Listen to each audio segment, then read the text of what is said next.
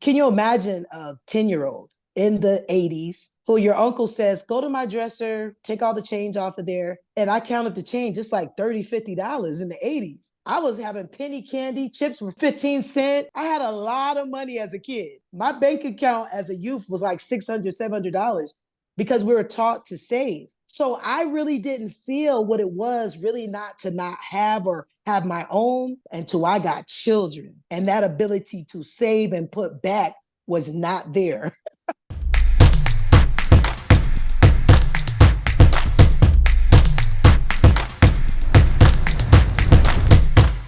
This special guest is Ingrid Sullivan, a mother of four with Boston roots, but her purpose, her foundation, her voice, and her home are all in San Antonio. I can't wait for you to get to know her, this dynamic member of the UpTogether community.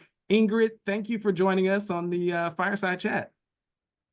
Thank you so much, Elton. This is such a opportunity and blessing to be able to come and talk to you guys on today. And I got to make a correction. I am from New Haven, Connecticut. You can't put me in Boston. That's where my cousins are. All right. So the New England area, right? That's right. You know, we got to represent New Haven. That's Yale country. Now, you told me Destiny Child, I'm a Survivor needed to be played as your theme song. Why is that? Tell us why that song sings to you. Man, that's all we do in life is survive. You know, we are rewarded for our resiliency, you know, and for me, I remember my teacher, you know, just telling me, you know, she was like, I didn't even know what the word resilient meant, but in a book award he had wrote, you are so resilient. And that's my life, you know, not just me, but anyone who is just faced with adversities or situations. It's about being resilient. And that song Survivor just like encapsulates what resiliency is. You call San Antonio your home. As a mom of four, newly married, can you tell us what you like, what you enjoy about San Antonio? Well, you know, the first thing I like to make this joke, you know, all my exes live in Texas. That's how I got here. I got here via Howard University and a relationship with my kid, you know, married to my kid's father. And I just ended up staying, went through a divorce, and I ended up just making San Antonio home because I always kept a job. And back in 2015, not 2015, 2008, when I went through a divorce, the economy up north was horrible. You know, I knew people with a master's and doctorate degree working 2 part-time jobs. So I stayed in San Antonio because I always maintained a good job. Speaking of good job, what do you currently do for a living in San Antonio? So currently I am a housing program manager at the San Antonio AIDS Foundation. We use a synonym name, which is Casa de Care. And that is, you know, to protect the status of all of my clients. So I currently oversee a transitional house where people can stay up to 6 months. They have a 10-bedroom kind of mansion. And then I also oversee, which is like Section 8 vouchers. So that's 2 arms that I have. And I have 8 employees who we do this work every day with, you know. Why are you passionate about your work, especially that intersection between housing and AIDS? Well, I'm passionate about housing because that's the #1 need. I started in case management and case management was figuring out housing, figuring out barriers. And then I was afforded the opportunity to be able to go just strictly housing. And so I went from doing everything, housing, education obtainment, job readiness, all of that. And then in the last years, I have had promotion to where I just went strict housing because I became very good at it. And so it's one of the hierarchy of needs. You know, your first need, you need to have a stable place. And when it comes to HIV, how housing and HIV go together is housing is healthcare. You can't take your medicine and become medically adherent and get your viral load under control if you don't have a roof over your head to be able to have that security. And so with the housing opportunities, for persons living with AIDS, which is the grant that I run under HUD. It's $1 million grant that we have here at our agency, but it's anybody, United States wide who is with HUD housing. It is a portion designated, which is housing opportunities for persons living with AIDS. And how did I get in touch with this? I'm from New Haven, Connecticut, which was the research place for HIV and AIDS. And my godmother, in my junior year of high school, one day we were playing double dutch and she would do my hair. We would share clothes because we're about the same size. And then I just watched her dwindle down to nothing. And I found out she was diagnosed as having HIV, and it was the first time I was there. And I remember going to the hospital, reading the Bible and stuff to her, and nobody would visit. My mother didn't even visit. And I was a person of science. I was a person of engineering. I just knew better. And so I would go and I would be around her, and I was there. And that was I watched her, over the course of months, 27 medications on a mantle until she passed away. So I had been affected and touched by it in a personal way, but didn't make it my mission. I was going to school to become a physician assistant at Howard University, and again, ran into pregnancy, ran into a divorce. Life happened, dreams deferred. But here I am, still in the service industry, still serving others. I've been a teacher. I've been a federal correctional officer. Every service job available, I've done. I've served as a pastor currently. I just believed in serving. It doesn't matter what I've been through. I found my life's work in giving to others, And so in my life's work given to others, I have had life happen for me, and that's where my passion comes from. It doesn't matter what job, it has to be service driven. Please tell me a little bit more. Where does that come from? Because not everyone ends up there with the mentality and the passion that you have. A lot of people may go off track or choose a different course. They may be bitter instead of better, and you obviously have chosen a different path. Where did that come from? Man, I'm the oldest child of three. My mother struggled with depression, bipolar, but she was a teacher. But I had to deal with seasonal depression where she would be hospitalized for weeks until her medication regulated. And I was deemed her little helper. And so, I've just been a helper just my whole life, It came from my family dynamic, and it happened. I was the oldest of maybe 27 grandkids. So I helped raise my cousins. They think I'm their auntie. It's just my life put me in that, and then I always worked in the church, always children's ministry, from teen ministry. That's the core value who I am. I believe in love for all, and I believe in service. That's all I know. My family members held every position available in the church. My grandmother was the organist. My auntie ran the Sunday school department. It's something that is just ingrained in us to serve others. Can you tell me a little bit more about your mom, the house you lived in? What was childhood like for you? So, my life is, as you can see, I'm African American. And being an African American, my mother at 21, she purchased her first 3-family home. She worked for the Jewish Home for the Aged. Her and my mother, she was 18 when she got married. My father was a little older, but we have a work ethic like none other. My grandmother and my grandfather, just hard workers. My grandfather worked in construction, concrete work with Italians.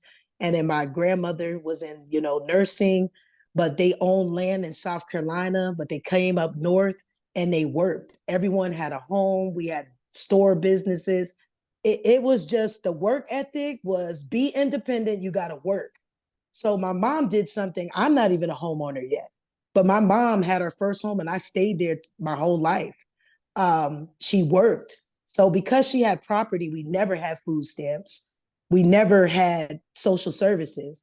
Doesn't mean that we didn't need it at times, because if she had babies and was in the hospital, that was times where we had loss of income. But I picked up a job at 12 years old. My first check was as a library helper in my middle school. My next job, I worked at the YMCA under the table. I've worked my whole life. I'm 48. I don't know anything else except for work, bringing my money home, helping pay the lights. I remember putting 4 brand new tires on our car when I was like 15. It's just, I paid for my license. I worked at braided hair. I was actually a caregiver for a very famous person now. His name is B. Michael. He's the one that dressed Cicely Tyson. I used to like work for him on Saturday. He would give me a check for $50. And that's how I got my license and everything. I just believe in working. So that work ethic has always been there. And my mom, being a teacher, it just always inspired us. We always gave food to others. I don't know. I remember people living with us all the time. We had the attic was redone. You had a second floor that was equal to the first floor. If you're from the East, you know how those are. My uncle lived on the floor. Somebody lived with us all the time. And that was just what was special, that she had the ability to house others. So this conversation is just bringing that to my mind.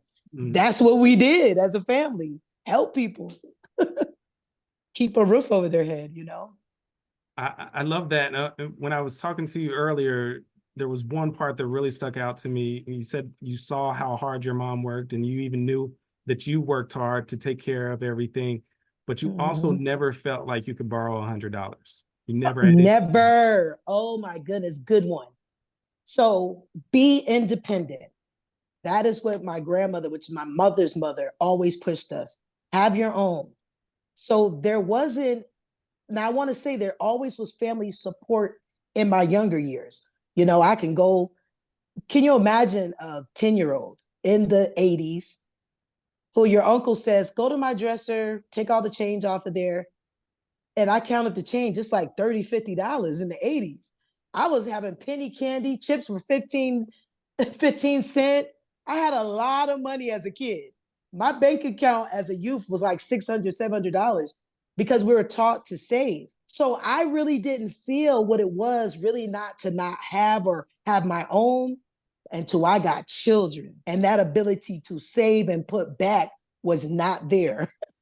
So when I had my children at that time, it was more things they needed, more things we needed as a family. And so there wasn't that bottom surface, like I said, that savings ability, being a new couple starting off. And then as I stated to you, my story is I went through a divorce. And so I was a single mother with children. And I did not, my mother was already, had raised me, but she was still living life, meaning had to take care of herself. So I didn't have the ability to say, hey, mom, can I call you for $100? My mom now became medically on disability. That, by the time she was 40, by the time I was having my children, my mother wasn't working anymore. And so that there wasn't that, she's just making it on limited income. Myself with struggles, I didn't have the ability to say, hey, mom, can I get $100? Mom, can you help me with something? I was still working, still making it, student loans, all kind of stuff that you have to pay. So this is where UpTogether had been a big change, a big change for me, because for the first time, I was able to have help, and so that was a game changer, for me, having some help. Let's get into how you crossed paths with UpTogether as part of the City of San Antonio 2-year fund.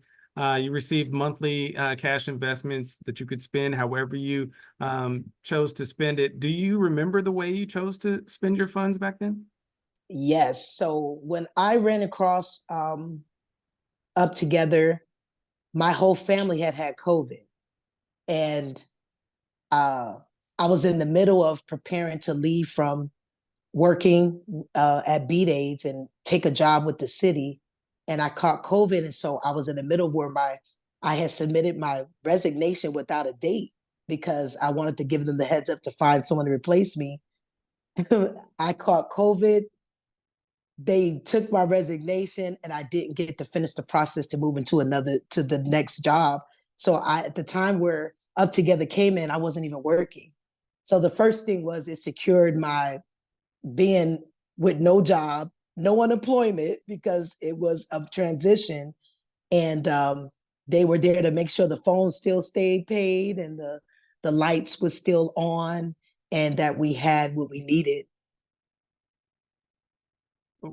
Why do you feel Up Together is impactful? Especially the part about you being able to spend it however you need it and where you need it. At that time, if we were to apply for just housing assistance or just food assistance or just utility assistance, it would not have met my needs. I needed wraparound assistance at that time.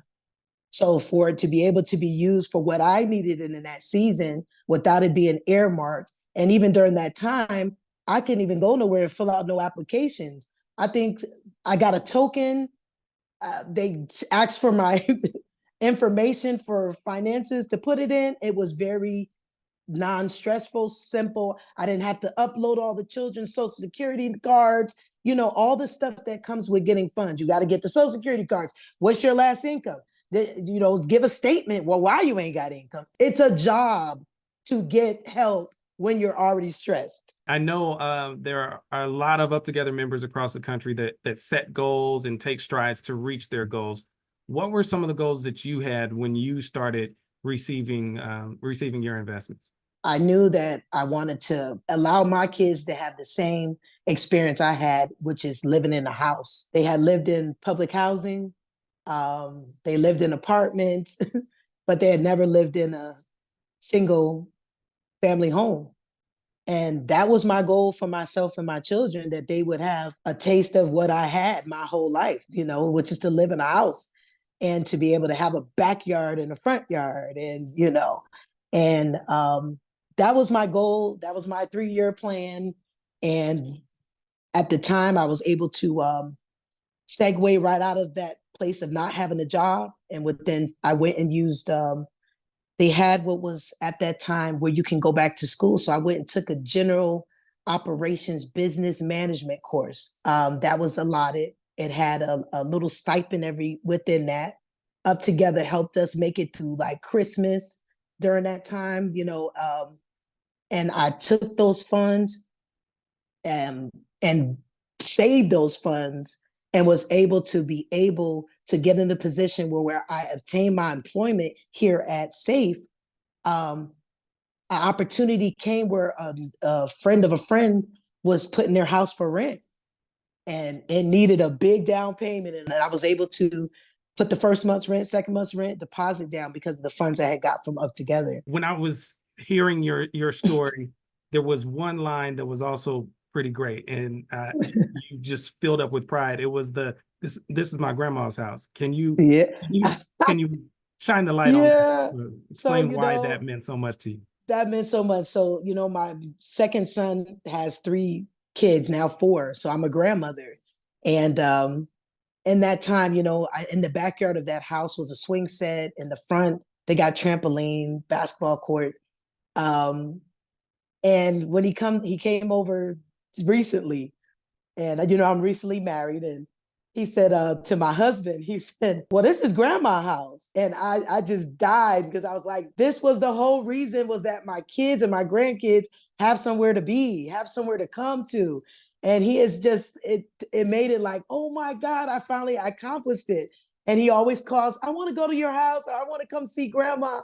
And I didn't have that several years ago, there's shootings next door, the police at the apartment that we were at. It wasn't very as nice as coming to grandma's house as it is now. And I just think, I'm really grateful to God for that he has a place that he can come to. He takes his shoes off at the door and he sits down and gets his snack. And it's just to watch him and my children play at the house. And I got, they're older, but they have a place. Oh my goodness, Christmas time, Thanksgiving, the pictures that we are able to take and just the love that is shown there.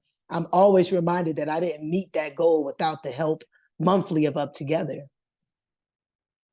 I got the chance to meet your daughter in person at one of our orientations.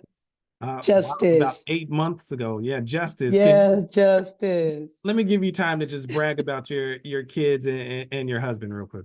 Well, my justice is in I have to say I'm from the East Coast. I live in Texas. There are a lot of opportunities that are here, but I kind of think still competitively of trying to be the best of the best because everything at home, you had to be the best of the best. So here, when there's opportunities, I sent Justice to college and high school. So Justice is at St. Philip's Early College High School, which is at the St. Philip's campus, which is historically Black college. And it used to be the Women's Training Center back in the day where they taught women sewing and all of that. But Justice is matriculated there. She's 14 years old. She's taking college and high school. She starts nursing next year.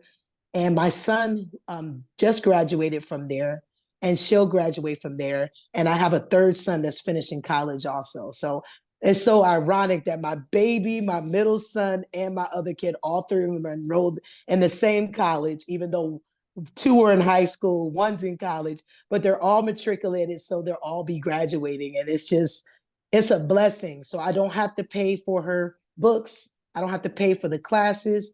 And she's able to get high school and the college done while enjoying the bowling alley and all the perks of being on a college campus, you know.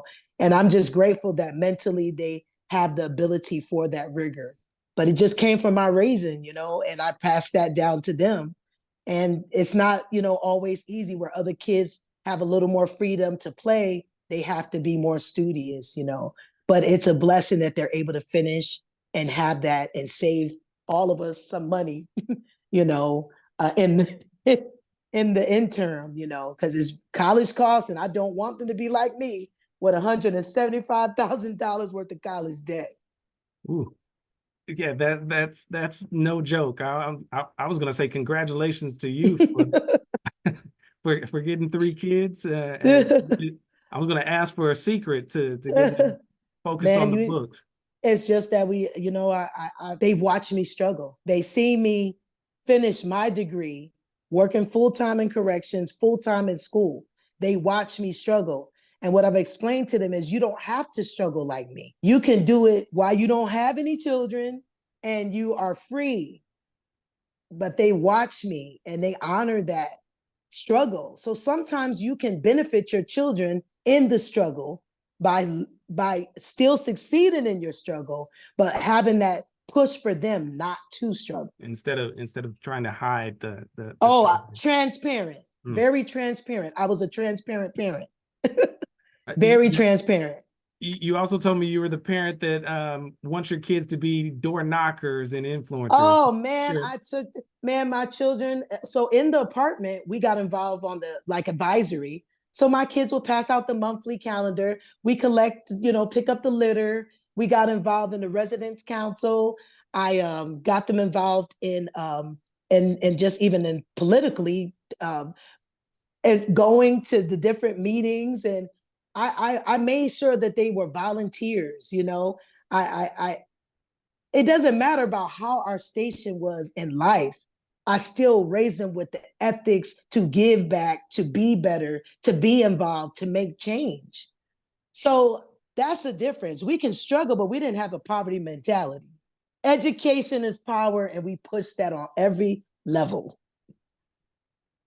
And I can attest. I've seen your ability to kind of push education and push learning. I've seen it virtually as you're part of the Rising Up Together San Antonio 18-month initiative, where you and 24 other members receive $500 a month, encouraged to come together, identifying a San Antonio policy to influence. Can you one, share how you're choosing to spend those funds, and then also talk about how what you hope to have happen at the end of 18 months? So when I got in the pilot of that, at the time, I was, you know, preparing to get married. And so, of course, you know, I still have my car insurance. I still had a lot of things. And of course, I help out a lot.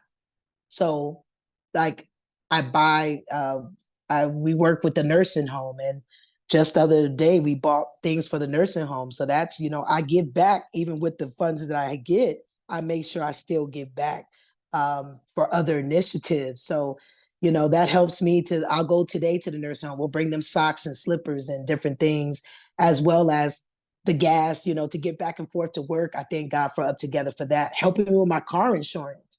I just got to the place where I don't receive any services, but my kids lost their Medicaid this year. So for insurance, it was like $500 a month for my work insurance.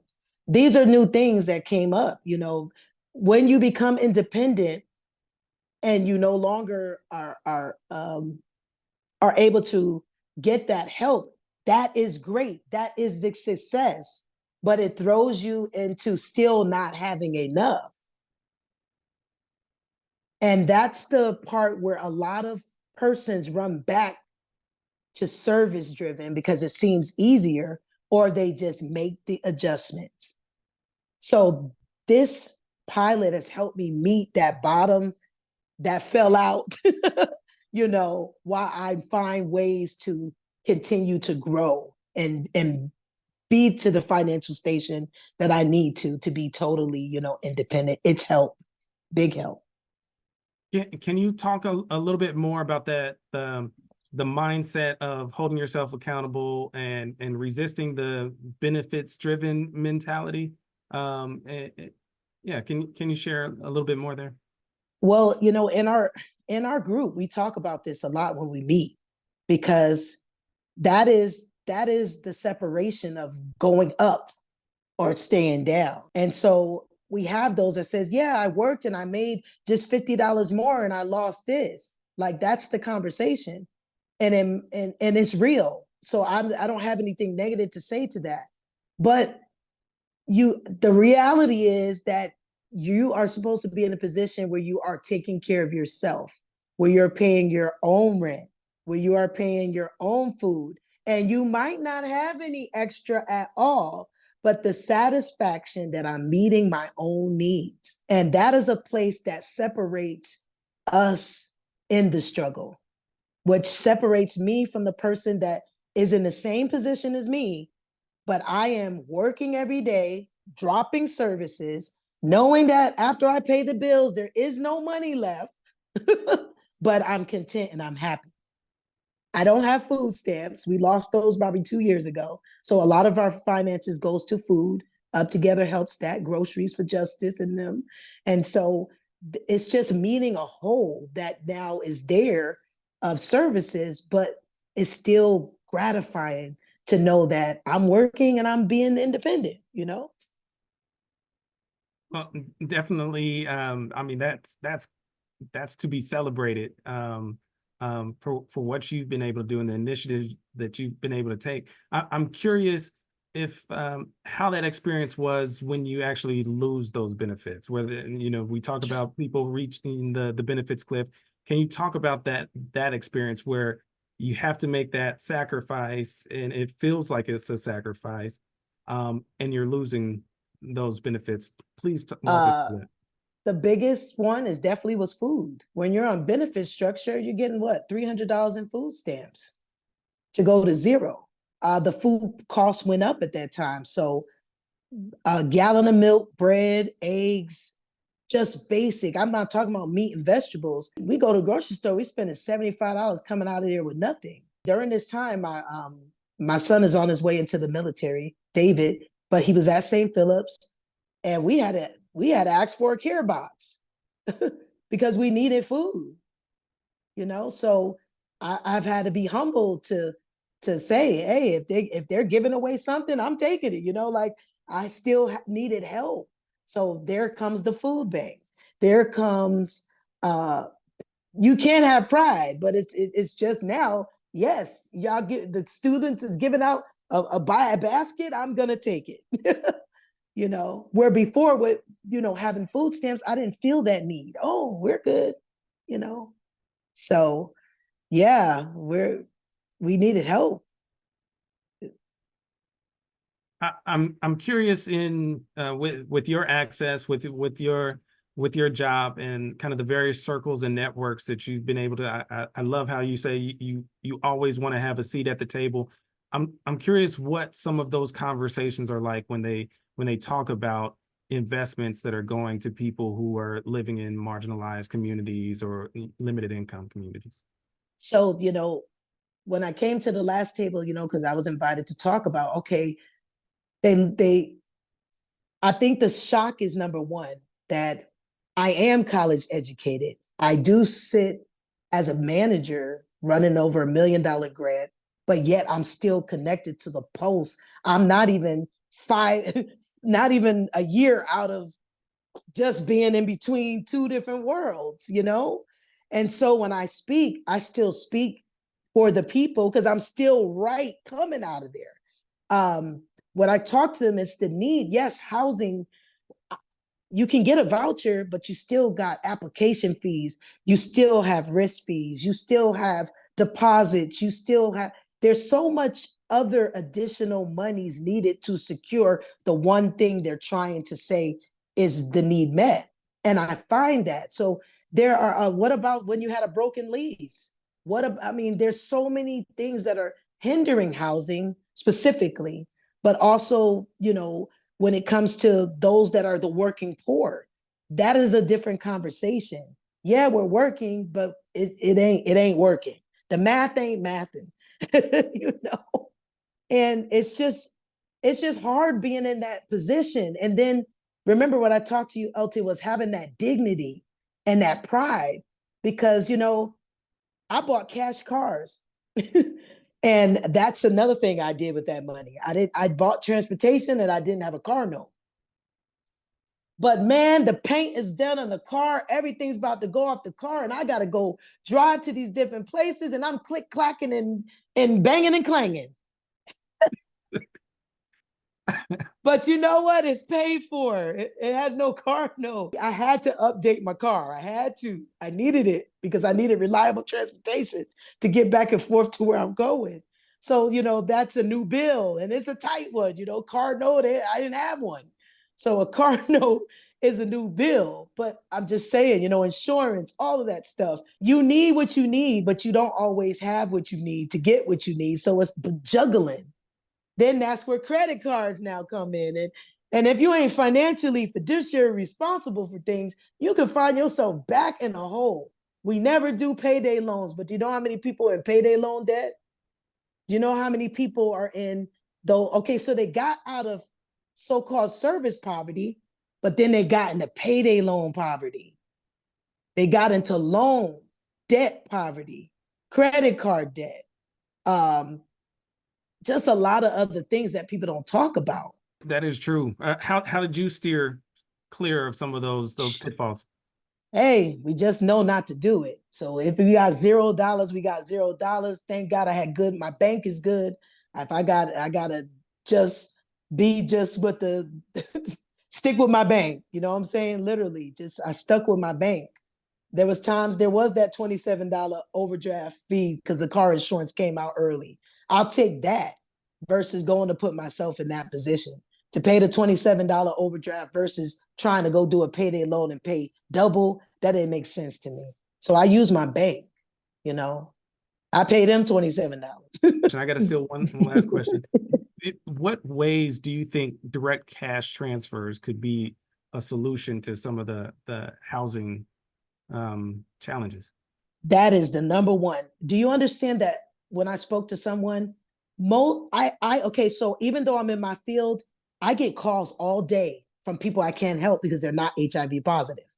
So I constantly keep a resource so I can point them and navigate them to the right direction, because I can't see them call saying, you're not HIV positive, so I can't help you. They're in housing crisis. Our number is listed because we are one grant recipient. So the city of San Antonio put my number out, and I get calls from the city of San Antonio.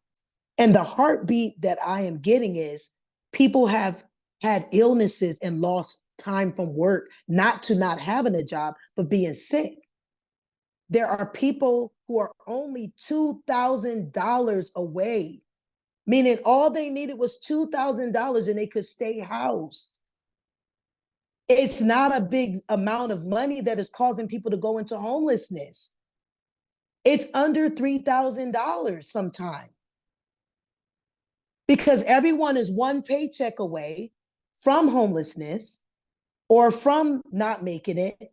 What is the average rent here in San Antonio? The max rent is about $2,100, $2,100, the max. The lower end is $800, in between.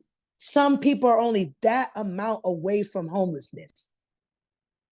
It's not a lot to someone on the East that's making bigger money. Now, the East would need $4,000 to stay out of homelessness. But here in Texas, it's $1,000 to $2,000 that would keep somebody from homelessness. We got to talk about where you at and the bigger, how your money can make more money, be stretched longer than where, we got to keep that in factor. Where you are and what your cost of living. This is a lower cost of living, but the salaries are low because education, research, hospitals, all that stuff, jobs drive the economy. This economy is low because there are people, we're more dealing with immigration than anything here. We're on the East, of course, but there was still so many laws and things put in place. But here, the education is not mandatory to do a job. So it keeps the salaries low. But now the things are going up because you got a lot of people have come in here from California and they are the landlords and they have raised their rents based on where they need. So it's $2,000 someone would need to stay housed. I'm talking about a family, not an individual person, but more you would impact a whole family because that's all they are short is 1 month's rent. But when you add the late fees, you can help with just dropping money to help somebody with their late fees. Yeah, I got the rent. The rent's $875, but I'm back $450 in late fees, and they won't take the rent without everything. So then, because the landlord won't just take the $800, they got the rent, but they want the late fees too. Then the time keeps going by before you know it, it's back to like a $2,000. So even late fees would be helpful. Yeah, we've got the rent, but we can't pay the $400 back in late fees. So those are some areas that are not talked about that I think when a person's in crisis, they don't sit there and tell the person, it's just my late fees. So then people are missing that that's a need. That's a need. Ingrid, I think we need another 4 hours for this for this fireside chat. You just keep dropping gems, and I could listen to you for hours. So thank you so much for just being transparent and bringing the energy and just all of the insight. Thank you so much, guys.